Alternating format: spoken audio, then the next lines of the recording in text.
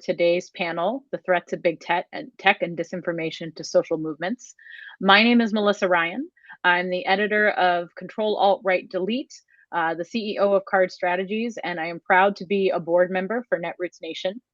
When we planned this panel several months ago, we had no idea that it would be quite so prescient this week with all the news, with the leaks from Facebook and the whistleblowers' testimony before Congress.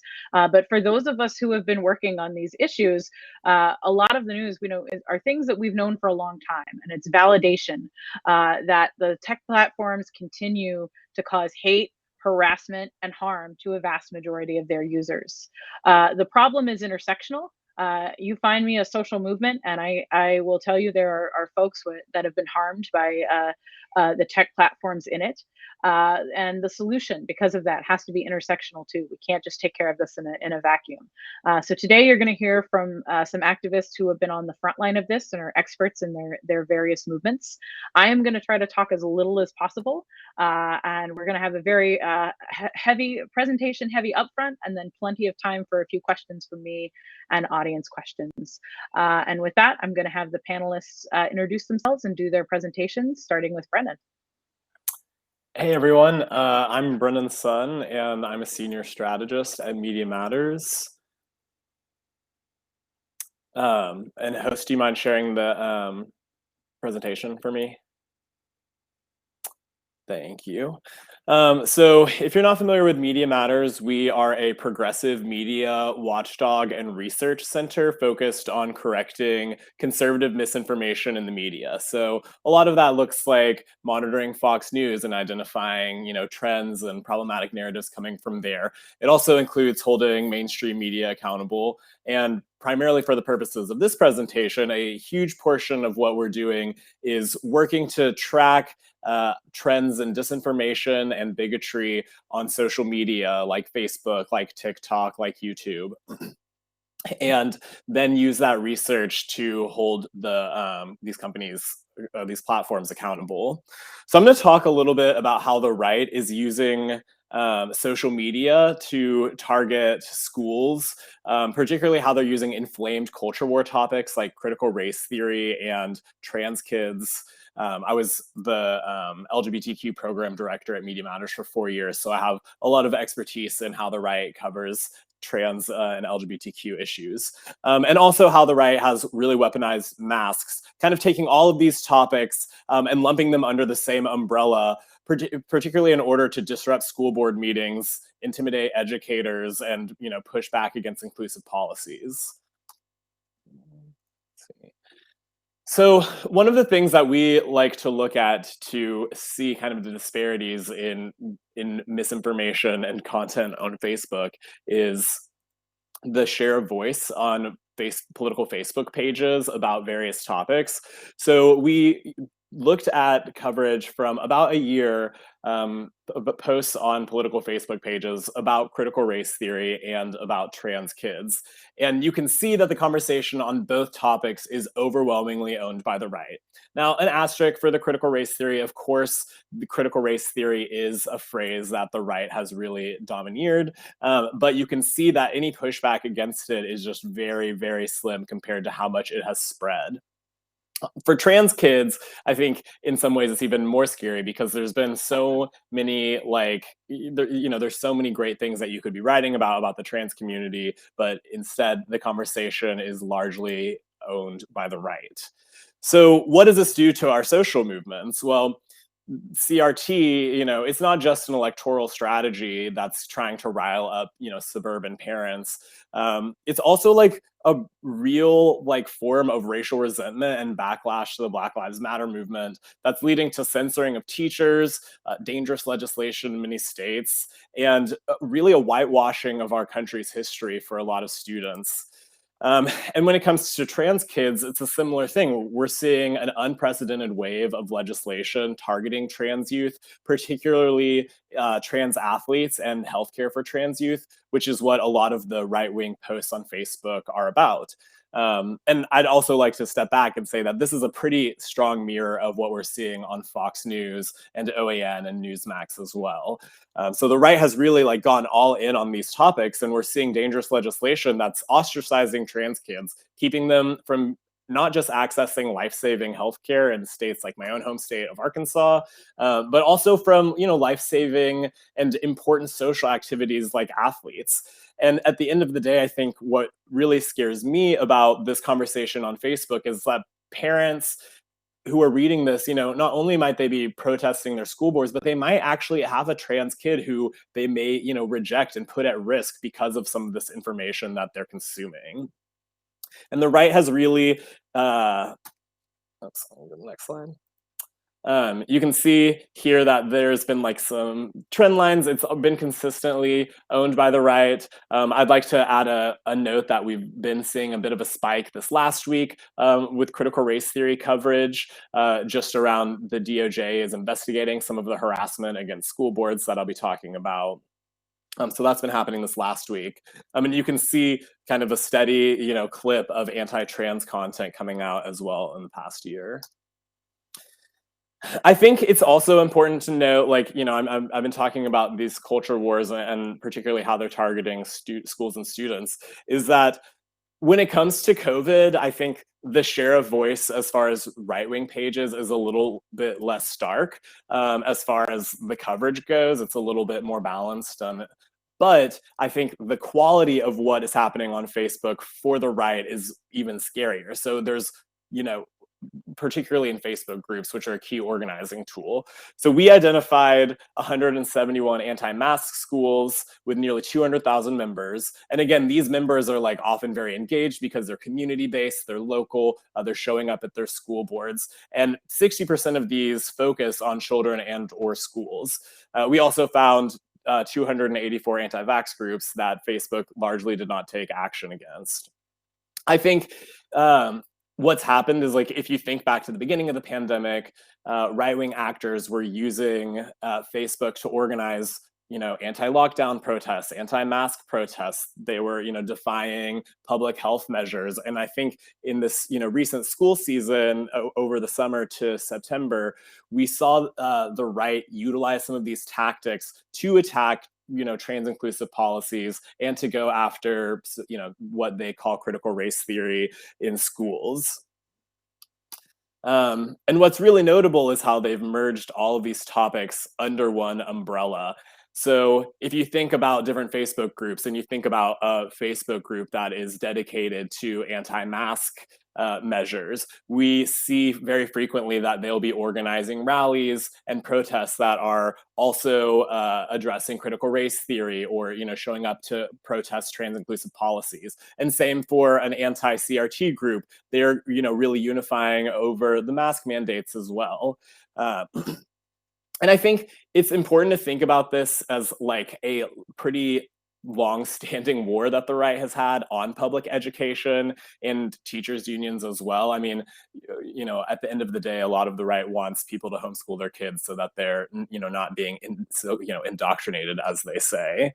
And the goal here is not just to push back against inclusive policies, but it's also in some cases to like recall school boards and get right-wing actors there where they can be directly influencing the curriculum and policies that affect children and their ability to learn about, race in our country, or to have policies that keep them safe in whether that's in school activities, having equal access to school activities, or, being called by the correct pronouns and name by their teachers. And this has had like a very specific, direct, real world consequence. This online organizing has moved offline in often very like public, nationwide story ways. There's been chaos at numerous school board meetings. If you followed the Loudoun County, Virginia school board meeting, there was a debate around critical race theory, as well as a teacher who refused to call a trans student by their pronouns.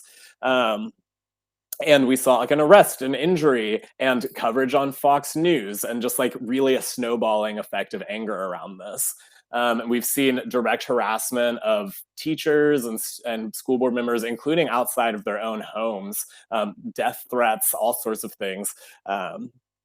And at the end of the day, like, it's putting, to bring it back to the topic of this panel, it's putting a lot of social movements kind of under one bucket and putting a lot of them at risk, whether that is education or racial equity, trans inclusion, or public safety. So it's quite a grim picture on Facebook that I've painted, and I'm sure that the other panelists are also going to continue demonstrating this trend on other issues. Let's see.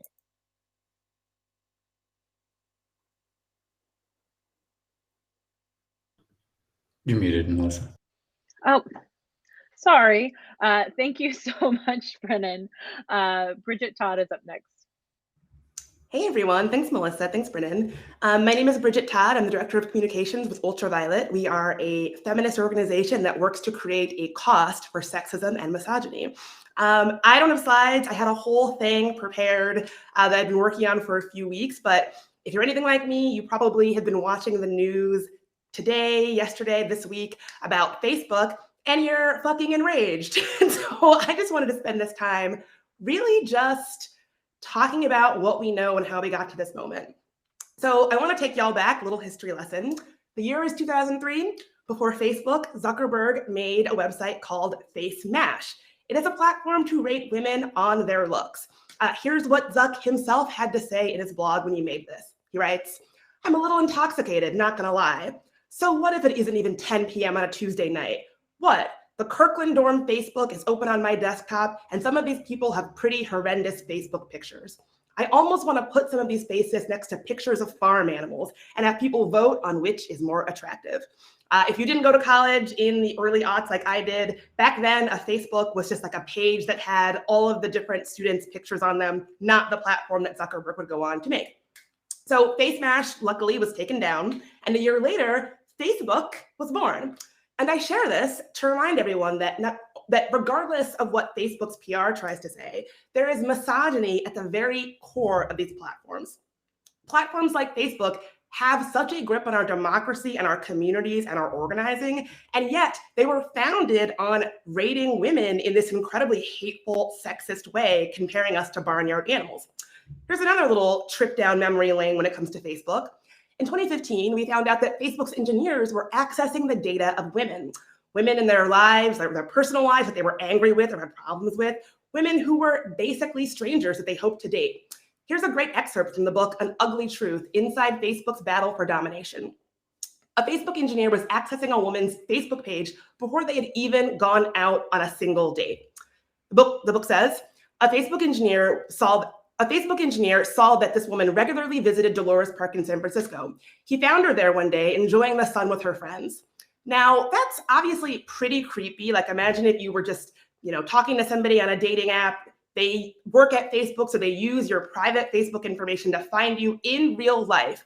Creepy.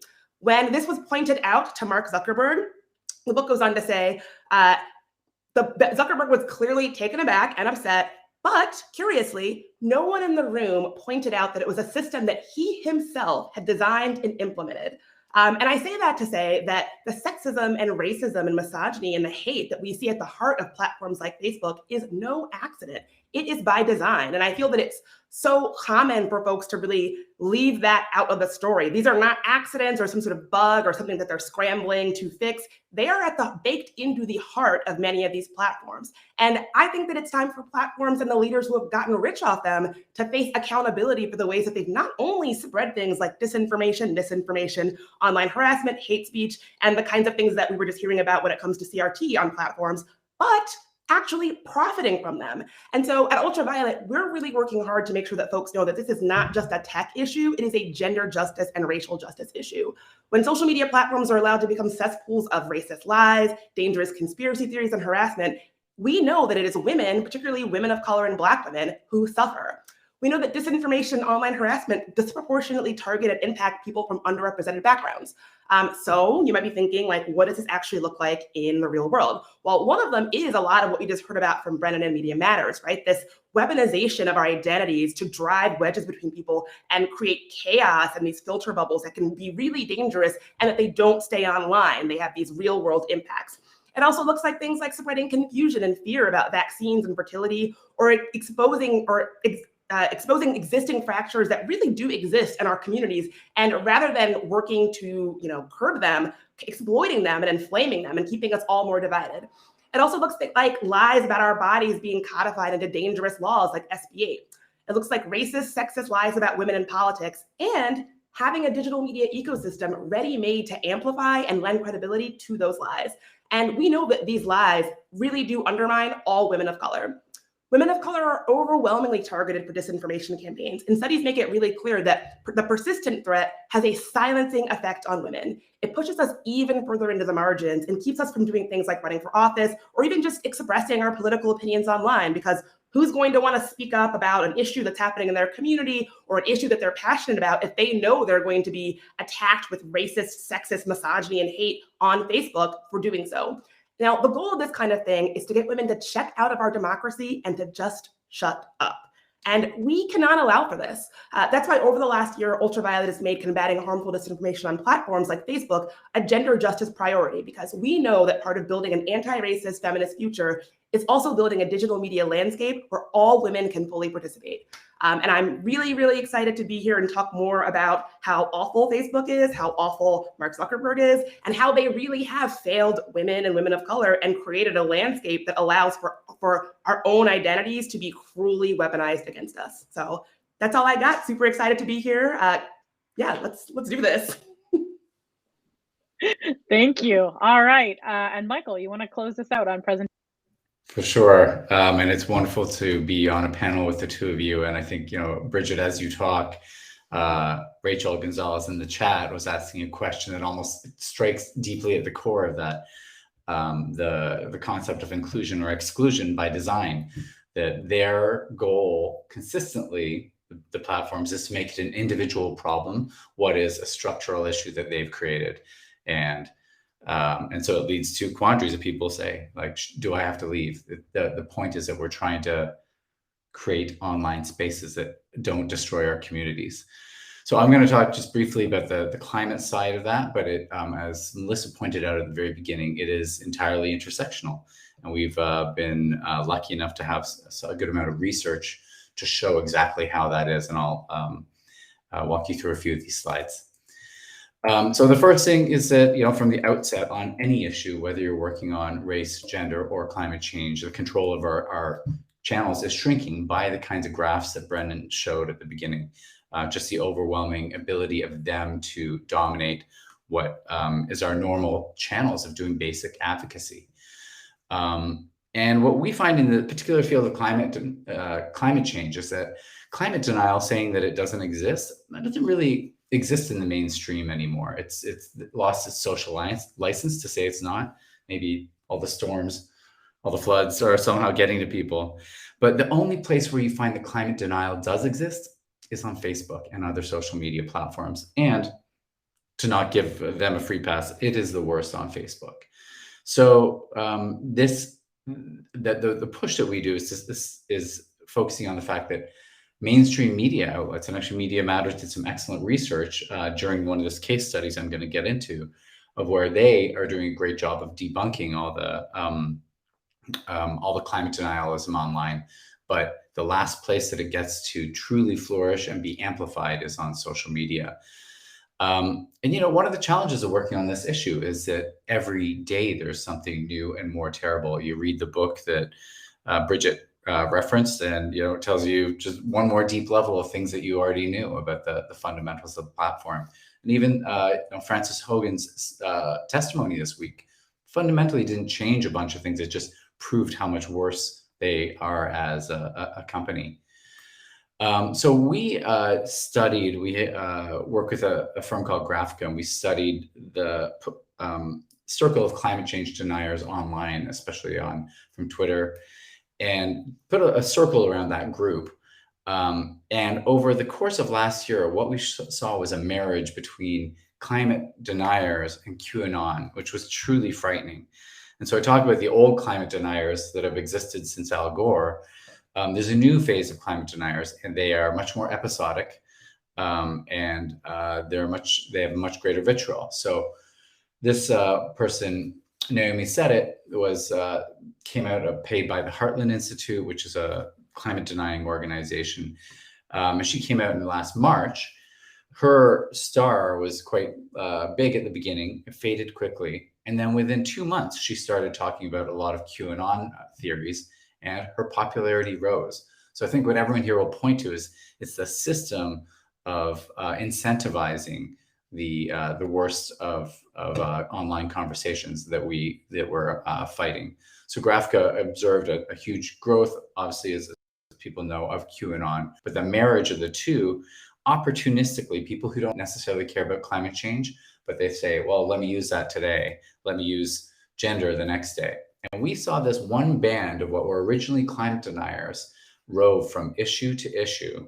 You know, they were misogynists after Kamala Harris was named VP. They were anti-maskers in April. It was one group that you can actually put a really clear circle around. So we dug into one particular case study that I'll just spend a few minutes on. And you may not remember that Texas had this record number of deaths from a storm in February earlier this year. And it was a storm caused by climate change in a state that produces most of that, produces the oil behind it. And the right wing was so brilliant in right away instantly blaming the exact opposite thing. So they decided to blame wind power for what was a lack of good energy infrastructure and obviously the cause of climate change itself. So we did a network analysis of it, and we saw that one small tweet from a person named Oilfield Rando then got picked up the next day by a larger account that you can see here. And then within the next day, it was picked up by Tucker Carlson. And then on the fourth day, the words that renewable energy destroyed our energy grid, that came out of the governor's lips. So you can see in 4 days, this image, which is from a Swedish windmill from 2014, and was just repurposed to say this is what happened in Texas. Absolutely false, provably false, went completely viral. So we did a little study of it, and we found that 99% of the viral engagement wasn't even fact-checked. And I know that we all have many issues with fact-checking as a process, and how opaque it is, but they weren't even fact-checking that information. So instead, Facebook comes up with these new programs to have quizzes in people's feeds, or to engage people to actually take the action. And again, that's them continually saying that this is other people's problem. They're just an innocent bystander. When we can see it's their algorithms that Mark Zuckerberg, designs and authorizes that is causing all of the division. So we focused on all the platforms, but currently the worst of them is Facebook. Also, obviously, call on Congress and the administration to take far greater action. And after the couple of weeks that Facebook has had, hopefully we are a lot closer to that. And I'll wrap up the comments there. Thank you. I want to acknowledge that Aaron Shields from Media Justice was not able to make it today with the renewed time. So I want to highly recommend that everyone who is on the panel, who's watching the panel today, take a minute to learn more about Media Justice and the work that they do. I have some questions, but I also just want to make a note for the audience. If you have a question that you would like to ask our panelists, be sure to put it in the chat, and Netroots staff will flag it for me, and we'll try to get to as many as we can in the last 10-15 minutes.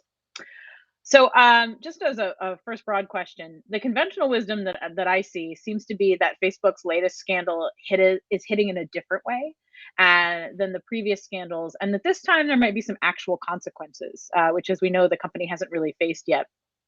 But all of you up here, you've been in this fight for a long time. Are you feeling bullish that Facebook might finally face the music for the harm it's done?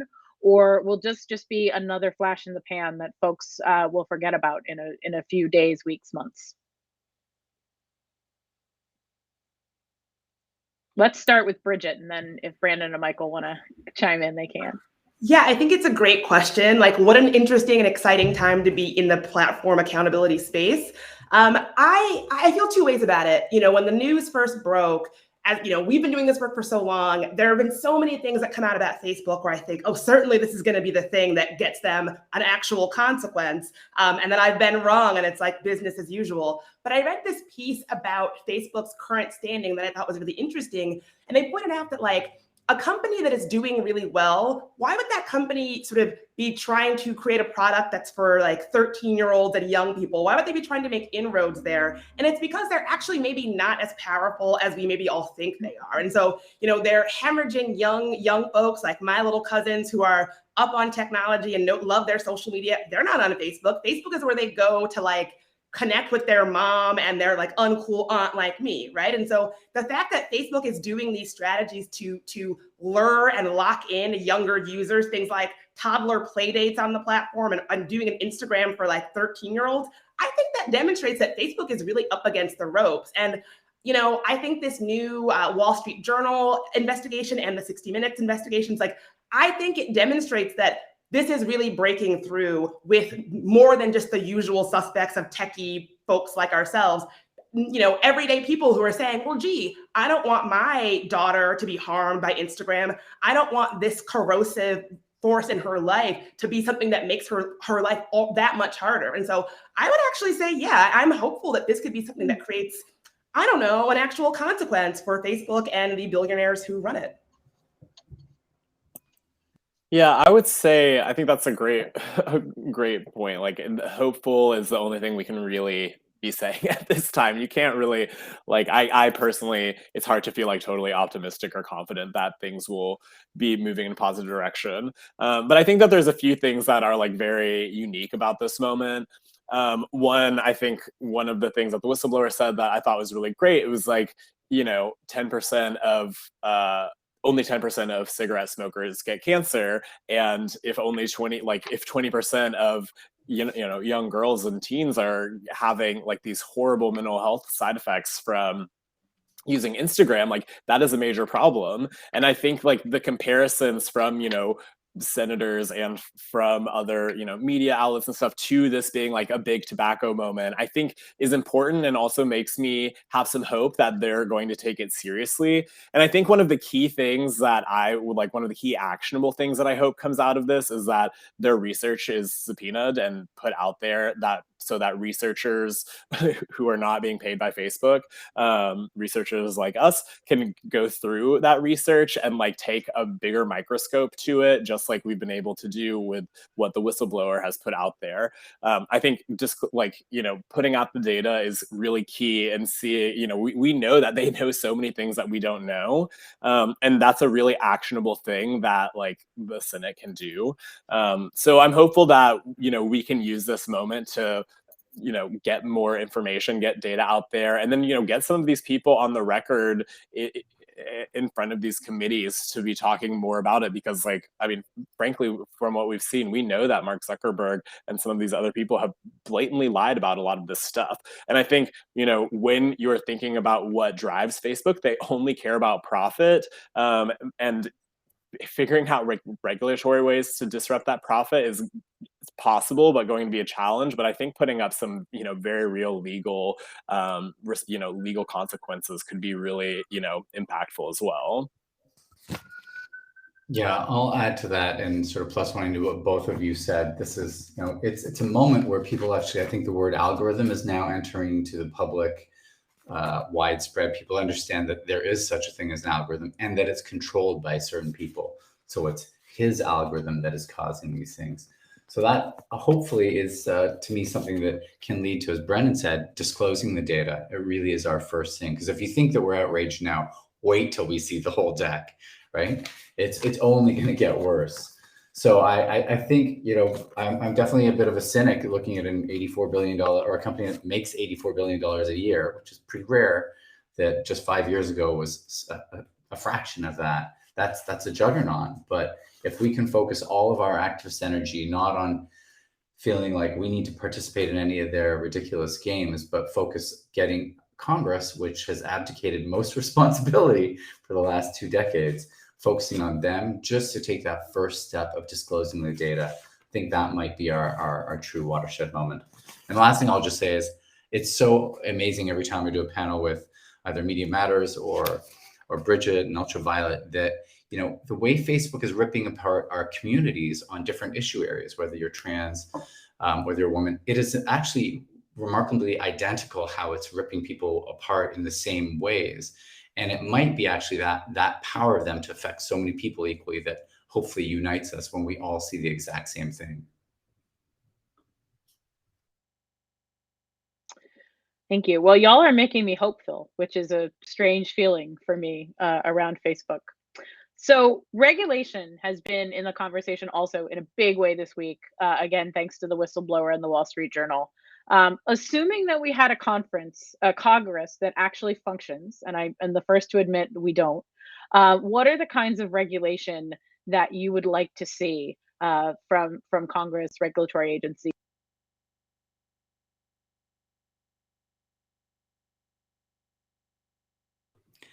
I think there's a bill that a lot of us have focused on that is looking at bills that look at algorithms and data access. So generally, without getting into anyone specific, bills that look at the discrimination that's baked into algorithms, algorithmic justice, and disclosing the data. I think those are the first 2 things. There are a whole bunch of other more complex things, and very easily their side will try and play the quote free speech card, and I definitely put quotations around that because it's a false argument. But that's the sort of direction that I think we're trying to focus on. I'm not sure about the other 2 though. Yeah, I would echo that. More transparency is key. I think the algorithms, Facebook can moderate all the content it wants. It doesn't do a good job at it. It needs to do way better. But like at the end of the day, that's like such a small part of the problem, considering so much of the stuff that's out there that's dangerous, misinformative, and bigoted, like doesn't always go against their policies, but it spreads at such a rapid clip and more than, actual good information. So I think the algorithms and how it prefaces bigotry and misinformation is something that is like key to take a look at as well. I agree with everything that everyone said, especially Brennan's point on transparency. And I would just add, I think that a lot of restoring public trust is important. So like creating consequences. I think it's Dr. Joan Donovan from the Shores Institute that likes to talk about sort of the comparison between platforms and big tobacco. I think that like, if we all accepted that it's not okay for big tobacco companies to lie to the American public about whether or not there's a link between smoking and cancer, we need to then accept that like it is then not okay for platforms to lie about the damaging impacts that their platforms have had on our society. And so creating real actionable consequences for what happens for when a company like Facebook lies about the impacts of their products in order to restore that faith that the public needs to have that their institutions are going to be looking out for them and not just allowing a big company to lie for profit in a way that's going to get us hurt. And I would just add directly on that, Zuckerberg's testimony in March, his comment on the effect on teens of Instagram was so out of step with the research we now know he had looked at and said, don't worry about it. That to me, I mean, I believe he was under oath, so I wish I was a lawyer, but that seems like that's a great starting point to put someone behind jail. I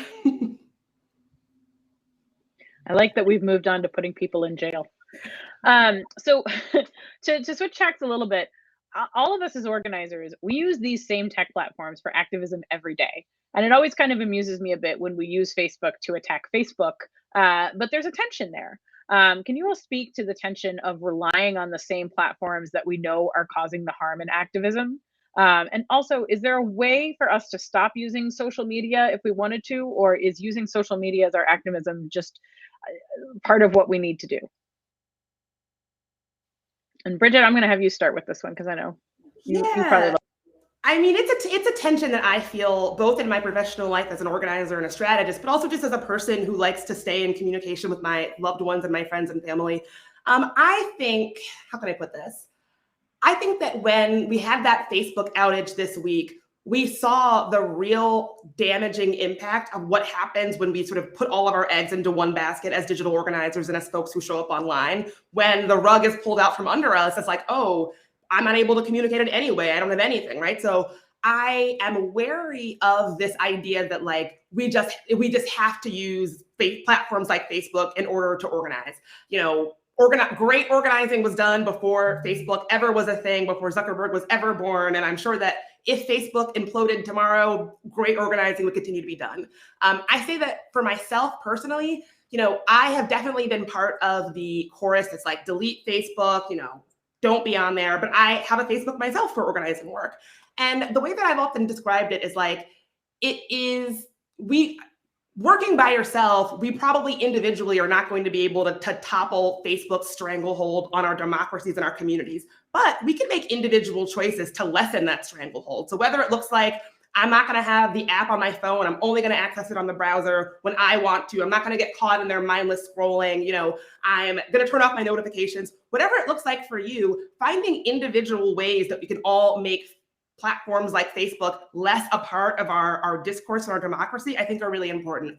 Full stop, these leaders have like abdicated their responsibility and they've like done nothing. And so it is like their responsibility to do this. However, there are small things that we can all do individually to sort of lessen that stranglehold they have while we're waiting for them to step up to the plate and be leaders. And so I always like to compare it to sort of like climate change, right? Like, you know, it's up to big business and like corporations and policymakers, people with power to do something to, you know, help climate and justice. However, there are small things that we can all do in the absence of that leadership. And so it's a tough one. It's something that I really struggle with. And I'm so curious to hear what other folks think about the way that they personally use Facebook while having these very intense problems with the platform. Yeah, I have a slightly different perspective, and I think it's maybe a bit of a cynical one as well. I think like this is a weird thing to compare it to, but like you could compare it to gerrymandering, for instance, because what's happening is like the right, they are on Facebook. The information asymmetry is there. You know, 75% of posts about trans kids are coming from the right, and without liberals, without activists and organizers, without people putting out good information, that number is just going to shrink. So it's almost like this unfortunate like situation in which in some ways we're forced to play ball or, you know, go into that space or do that kind of thing that's not so pretty in order to combat it. Because if we're not sharing that good information on Facebook, if we're not having, you know, and I wouldn't recommend somebody go into like a right-wing group and post like pro-trans content, but like the fact is like it may really be impactful if you are friends with your mother's friend and who has a trans grandchild and they see some kind of post, or you know, who has a kid going to one of these schools that's trying to pass a trans inclusive policy. And so there are real people being influenced by the stuff that's posted there. And so I think one of my fears of like getting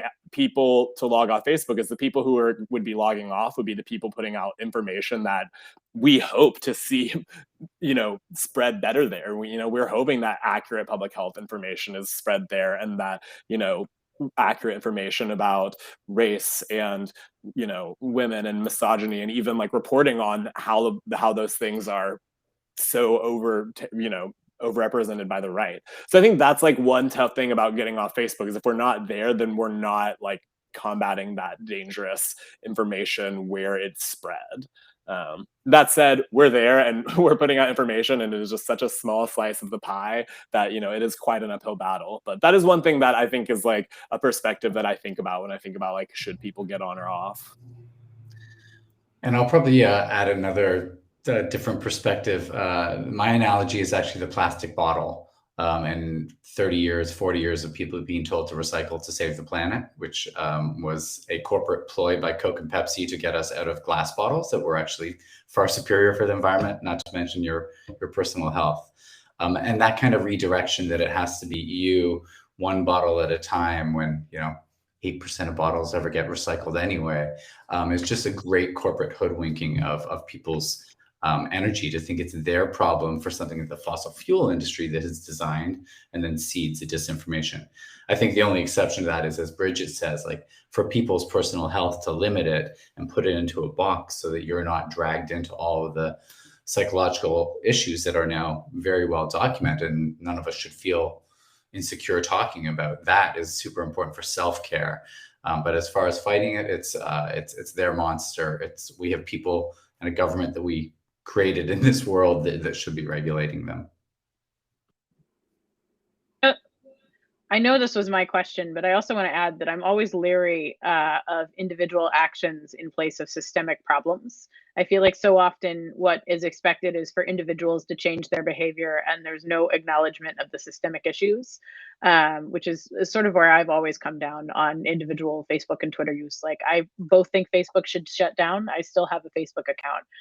And sometimes it's attention for me, but sometimes it's like, actually, it's not my problem to fix all the internet. Like, it's an individual decision will only make so much. So we have about a few minutes, 20 minutes left, and we have some questions from the audience. Sophie asks, how much disinformation on Facebook is born and spread within the platform rather than initially coming from the dark corners of the web like 8chan?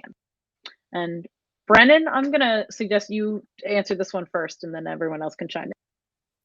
Yeah, I think honestly most of it comes, is born and bred within the platform. Certainly there are disinformation campaigns that are organized on 4chan and 8chan to very mixed success, honestly. Sometimes it works, sometimes it doesn't. They'll be trying to get something to trend on Twitter or whatever. But the reality is that not, very, very small portion of the population of the right is actually on 4chan and 8chan compared to who is on Facebook.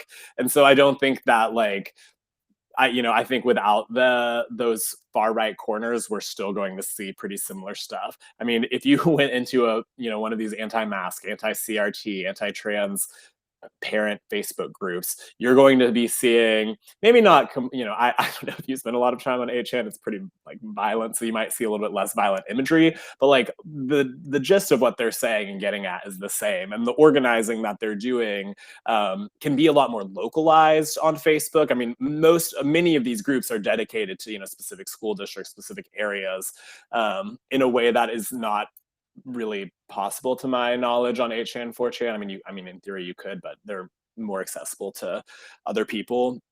And then I think too, looking at the narratives that are spreading, as far as popular content, that, and our Daily Wire writers and Tucker Carlson producers going to 4chan and stuff to get information, definitely. But a lot of the actual content that's spreading comes from those big influencers like Ben Shapiro, who honestly just they can repackage the same old bigotry a different way every week and still go viral on the platform.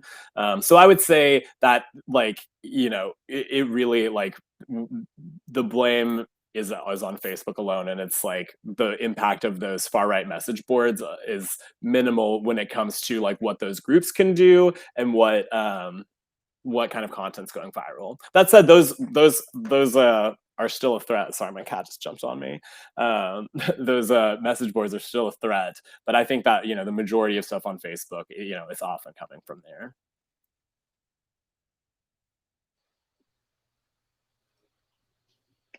Right. Bridget, Nicole, just add one thing. Go ahead. I mean, there's a reason Trump is suing to get back on Twitter. Right, people there's this false argument. People are like, well, you can't just deplatform the bad people because they'll just create an equally worse thing elsewhere. It hasn't happened. Platformer and all these other, right-wing only social networks, they're just each one flails because the real audience that they need to convert to change society is on these major platforms. That's the only sort of addition to that.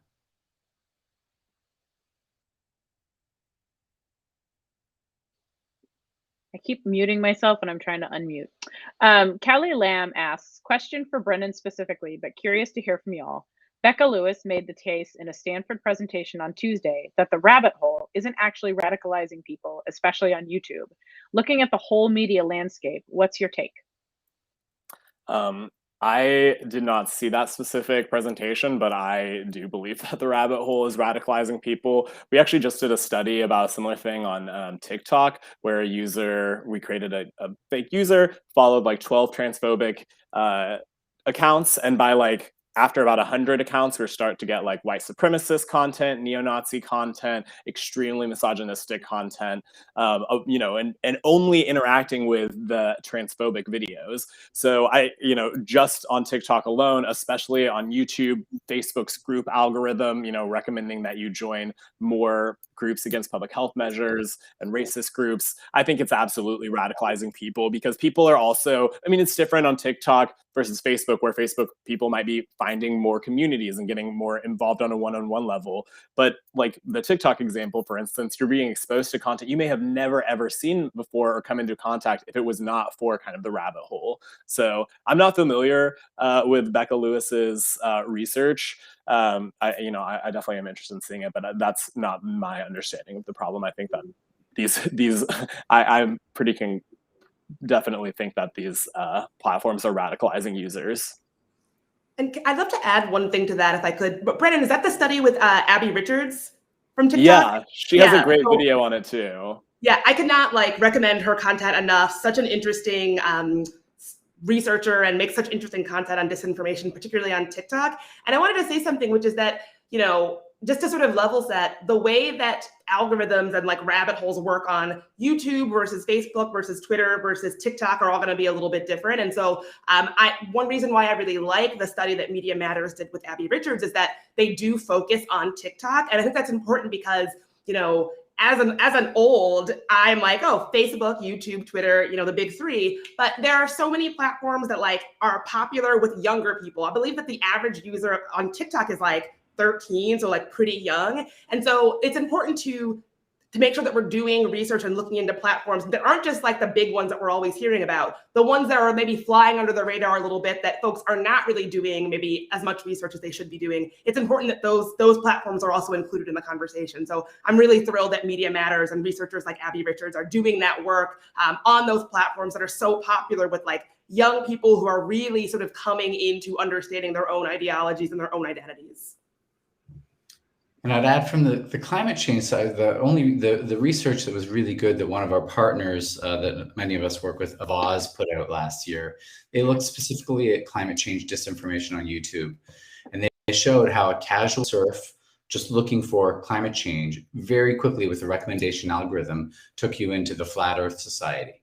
So that's pretty well documented that YouTube is in fact actually one of the worst for climate change denial because of that. So I haven't read this other research, but there's certainly fewer people in the middle on climate change. And I think that that's the same for a lot of issues. So I will just add that I didn't see Becca's talk yesterday, but I'm very familiar with her work. She's done a lot of work on YouTube in particular and the Alternative Influence Network and how YouTube influencers are able to build audiences for each other without algorithmic amplification. So I think it is worth checking out Becca's work if you haven't seen it. Again, with the caveat that I haven't seen the Stanford presentation. Nicole Rivera has a question, wants to know, is there an opportunity to have these stats be shared with Congress? It seems like a perfect intersection with current hearings. So I know some of you have interfaced with Congress. So if anyone feels comfortable talking about work they've done, legislative work they've done, or sharing data with Congress, it's a good opportunity. I've not done a lot of that work myself, but I do know that the Disinformation Defense League is working to put forward policy positions to make sure that disinformation, we're kind of coming at it from a policy standpoint. I know that for us, oftentimes we're talking about platform accountability, working with the platforms, but it's easy to sort of sidestep the policy and lawmaker piece. And so I'm glad that there are folks sort of working on that issue. I'm not personally working on it, but I know that folks are. Yeah, I would say just nothing's off the table as far as what Media Matters and other organizations are doing, and making sure that relevant stakeholders, wherever they may be, are looped into this data. Yeah, and I think you even see with the Facebook files that those were shared with the relevant committee from the outset, which is probably one of our best data troves lately. And our environmental coalition works with a number of offices to say, here's the obvious case. I think what everybody needs is more calls into Congress so that they realize that they can't just spend the next 3 years studying the issue. Adam Mordecai asks, do we know if these right-wing CRT, et cetera, group pages are being funded by specific organizations, or are they happening organically? I doubt that a lot of them, the pages, the groups are being funded by orgs. Definitely, like there's a massive disinformation campaign being funded by the right, by Heritage, by other right-wing orgs that are like trying to inflame CRT. But I think like the specific Facebook groups probably don't really, they probably don't honestly need that much money to do what they're doing. And I think that like there, are probably like Republican operatives or like, right-wing people in, who may have those connections, but like they're really widespread. Like these, I think like, especially if you look at the gamut of anti-mask, anti-CRT, all of these groups. So I don't see, like, I think that the major groups have better ways to fund this kind of stuff than like putting them into like specific localized groups. There might be some, and there's probably like networks of influence there, but I think that a lot of it is organic, based off of just like, again, like being recommended into these groups and growing from there, word of mouth, seeing conversations about specific school districts blow up on Tucker Carlson and things like that. But I don't want to undermine the fact that there is a very like well-funded, well-orchestrated messaging strategy going on around CRT specifically, and about trans kids as well. Climate change. I can say from public. Sorry, you go, Melissa. Yeah, from public reporting, we know there has been Koch funding and Mercer funding, and then there's like, I forget the man's name, but he's basically like the CRT guy whose goal is to create as much chaos as possible around critical race theory. One of the things that's interesting when these Facebook campaigns come up is all of a sudden over a course of day, Christopher Rufo, thank you, Brennan. Is one of the things that you see that will happen is all these local pages will just spring up over a couple of days, whether it's anti-masking, whether it's CRT, and we know that the Tea Party infrastructure still lives on, and they are national funders that source local groups. So I think you can assume that Facebook is part of that strategy, but one of the things that makes it work is they mix in with local organic activity as well. I don't know if that helps answer the question. Yeah, and I was going to add that, in the field of climate change, you actually do have sort of the big tobacco model of the oil and gas companies who have had a 60-year history at this point of saying it's individual action and funding the doubt of climate change. There's a very clear, well-done network. And we work with a group called the Dismog blog that tracks all the climate change deniers and their funding. Linkfluence does that as well. There's a lot of groups that have put that category. But that is increasingly, as we sort of saw from the beginning, there's the old school climate deniers and there's the new school. And the new are much more, as Brendan describes, that they're organically created as part of just a roving QAnon movement or fringe, the radical right movement that just picks up these issues on a daily basis. So we sort of have both in that category, but it is ultimately orchestrated over 50 years with a lot of money. And I wanted to add one last thing on this point to both of your points. This idea of like funding and who's funding things and like dark money. One of the things I was really surprised to learn from Media Matters' research on critical race theory is at how oftentimes like local right-wing kind of maybe wannabe influencer, wannabe celebrities, how they were rewarded for trafficking in more and more extreme content around things like trans youth, climate, critical race theory, and how like they oftentimes can be doing this to bolster their own kind of like public profile or like get that really cushy local right-wing news, talking head position, or get on Fox News, or get that cushy interview or whatever, how that can actually be a way to like put money in their own pockets. And so just at the end of the day, so many of these folks, whether they're being, funded by dark money Republicans or not, they are scammers and spammers, and they're sometimes doing this just to line their own pockets. And so reminding myself of that is always really helpful, that, platforms have really created an ecosystem that can reward monetarily people who are interested in the worst bad faith attacks on our identities. So we have a few minutes left. I don't know that there are any more questions from the audience.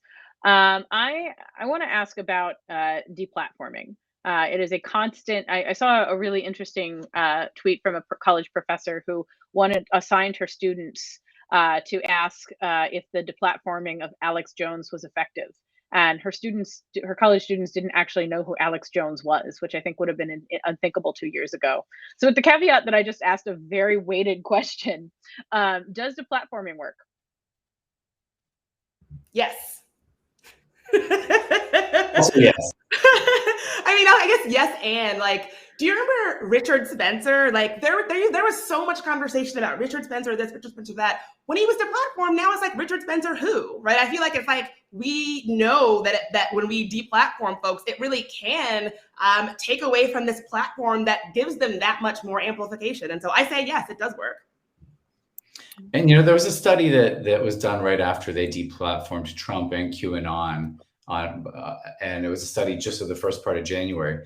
There was a 73% drop in election-related misinformation as a result of that. That's the stat that I've sort of carried around all year when Facebook says, no, it's not effective, or people say they'll go to other areas and be just as effective. 73% is our goal. We would love that. Yeah, I totally agree with. Also, my cat's name is Blue, named after Blue Ivy, Knowles Carter. I've noticed that in the chat. But yeah, I totally agree. Deplatforming definitely works. I think one of the big things though is like it needs to be deplatforming, and so like you have Project Veritas, for instance, who's been suspended from Twitter. They're still getting their stuff shared on Twitter. Their videos are still on YouTube, and they're platformed on other areas, even though like the recent COVID misinformation coming from them seems like a pretty obvious violation. So I think that it's like making sure that like that secondary content is also not staying up. For instance, we put out research, Media Matters put out research recently about how Trump's PAC is still posting like election misinformation in advertisements on Facebook. So it's honestly just a way to get around the ban. So it is a yes, 100%. I agree that it works, but I think that there are other things that need to be in place to make sure that is effective as we want it to be. Great. So one more question from the audience from Jack Dobkin, maybe a question most directly for Bridget. Have platforms, particularly Google, made any effort towards combating misinformation circulating about abortion, namely crisis pregnancy centers? How could they, especially in the wake of SB 8 this year generally? That's a great question. We see so much misinformation and disinformation, particularly around abortion, on platforms. I think in 2019, Google said they were going to start removing deceptive crisis pregnancy centers. So when people Google things like abortion or I'm pregnant, help, that crisis pregnancy centers were not going to be the first result they get. I do know after they pledged to do that, these crisis pregnancy centers continued using loopholes on Google to get around that ban. And so I think that they absolutely should be doing more to combat that. And it's like, it's such a clear example of one of those times where we need to not just accept that a platform is a platform and it's totally neutral. If someone is pregnant and they need answers or need help, if they're Googling to find that help, if the first thing that Google surfaces for them is a place that's going to lie to them about their bodies and their health, that's a problem. And so I think absolutely platforms, particularly Google, need to be doing more. And then combating misinformation and disinformation around abortion specifically, I think all platforms need to do a better job, because what we're seeing in Texas, we're seeing in places like Georgia, I think we're going to be seeing it all over the country. And the consequences are too urgent to just be like, oh, well, the platform is like, what are you going to do? The algorithm. I think this is a time where we really need to see the ways that platforms have made specific choices in terms of their algorithm to have a specific harmful outcome. So definitely need to be doing more, particularly now. All right. Well, we have 2 minutes left, and I have one more question for each of the panelists. What can folks in the audience today do to help move the needle? What is your call to action? Michael, you want to start? 2 things. Call your member of Congress. Sorry, but call your member of Congress and tell them to force the platforms to disclose the data. I think that's the first one. And second, support the many advocates and groups that you see at Netroots who are all fighting this and all need grassroots support. I would agree with Michael. I would also say, share good information out there when you're able to. And also like there's like some bipartisan support for, this Facebook stuff. So if you're calling your member of Congress, finesse it for them. I would say like focus on harms for children if the congressperson might not care about hate speech. This is one thing I'd add. Yeah, I completely agree. Would advocate for transparency, calling a member of Congress, unless you live in DC like I do, and then, what are you going to do?